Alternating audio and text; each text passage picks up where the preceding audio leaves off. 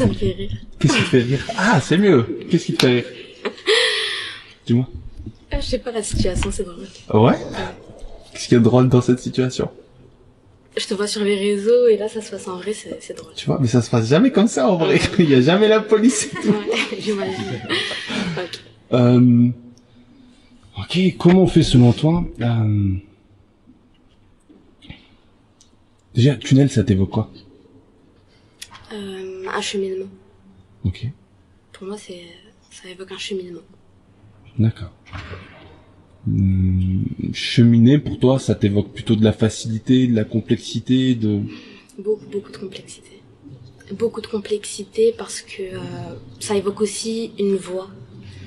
Okay. Donc, un chemin à prendre, un chemin à trouver. Et le plus compliqué, je pense, c'est de trouver sa voie, trouver son chemin, lequel on veut prendre. Comment on fait pour le trouver? C'est ça, c'est la grande question. Comment est-ce qu'on trouve sa voie? Comment on trouve sa voie? Selon toi, est-ce que la voie, c'est nous qui la trouvons ou est-ce que c'est elle qui vient à nous? Je pense que c'est un petit peu des deux. C'est-à-dire qu'il faut faire les efforts pour trouver sa voie. Mais il y a énormément d'agents extérieurs qui vont contribuer à la trouvaille de ce trésor, je pense. Un trésor. Ouais. Il ressemble à quoi ce trésor pour toi? Quand je parle de trésor, j'assimile ça à un trésor parce que c'est trouver sa voie, c'est un trésor dans le sens où on comprend, on donne un sens à sa vie, on comprend un petit peu pourquoi est-ce qu'on veut vivre. Ok. Donc, c'est comme un trésor, tu trouves ta voie, tu sais pourquoi tu vis. C'est comme ça que je le vois. Ça veut dire que quand on est, on sait pas forcément pourquoi on vit? Non, je pense pas. Je pense que ça se découvre au fil du temps. Je pense qu'avec les expériences, avec la découverte de soi, quand on essaie de se comprendre, il y a un moment donné dans sa vie où on se pose et on se dit mais pourquoi est-ce que je fais tout ça? Pourquoi est-ce que je continue à vivre? Pourquoi est-ce que je vais au travail? Pourquoi je vais à l'école? Pourquoi est-ce que j'ai cette façon de penser? Pourquoi est-ce que j'ai cette vision de la vie? On se pose des questions mais c'est un moment dans sa vie. Je pense pas que c'est inné. Je pense pas qu'on est et qu'on se dit bon pourquoi je vis. C'est un moment donné, on se rend compte qu'on vit. Donc on se pose la question pourquoi est-ce que je vis de cette façon?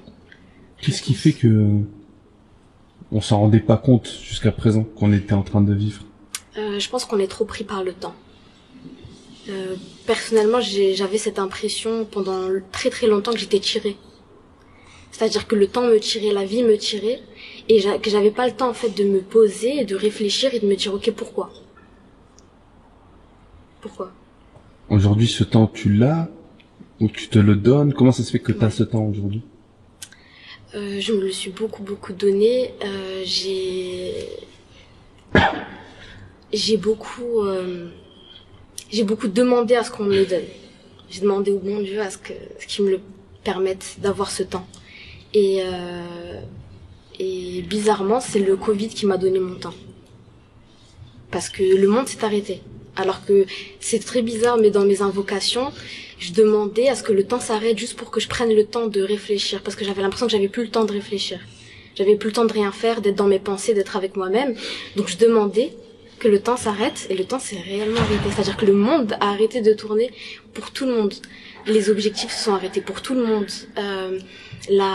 Tout s'est arrêté. C'est-à-dire que j'avais plus de comparaison, j'avais plus de stress, j'avais plus de pression, puisque le monde s'est arrêté pour tout le monde. Donc pourquoi est-ce que je vais stresser et me sentir en retard, vu qu'on fait tous une pause?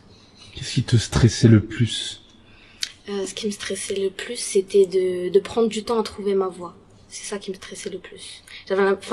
Parfois on a l'impression que tout le monde trouve un petit peu son bonheur, trouve un petit peu son trésor, et moi j'avais beaucoup de mal à le trouver, et j'ai encore du mal à le trouver, mais je le prends moins mal.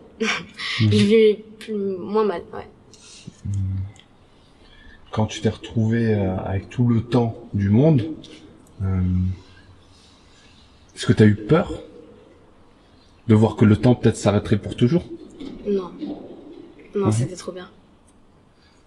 C'est vraiment bien de voir le temps s'arrêter, et après faut peut-être que ça redémarre à un moment pour justement quand le temps s'arrête, c'est qu'on prend le temps de se comprendre et de fixer des nouveaux objectifs, mais à un moment donné c'est vrai que le temps doit recommencer à s'écouler pour qu'on puisse appliquer tout ce qu'on a appris, parce que parfois apprendre sans pouvoir appliquer, sans pouvoir transmettre, ben c'est un petit peu vide de sens. C'est comme si il y avait plus de sens à ce que t'apprenais en fait, si tu peux plus le transmettre à nouveau. Donc le temps. Pardon. À la fin de ta vie, je voudrais te dire que t'as pu transmettre quoi?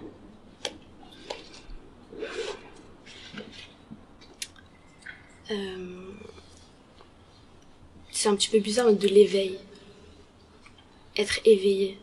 Parce que je pense que c'est la plus belle chose qu'on m'ait transmise à moi. Et je pense que c'est la plus belle chose que je peux transmettre aussi. Ça veut dire quoi, être éveillé? Être éveillé, c'est un petit peu, même pour moi, c'est un petit peu flou parce que j'ai du mal encore à définir ce que c'est que l'éveil.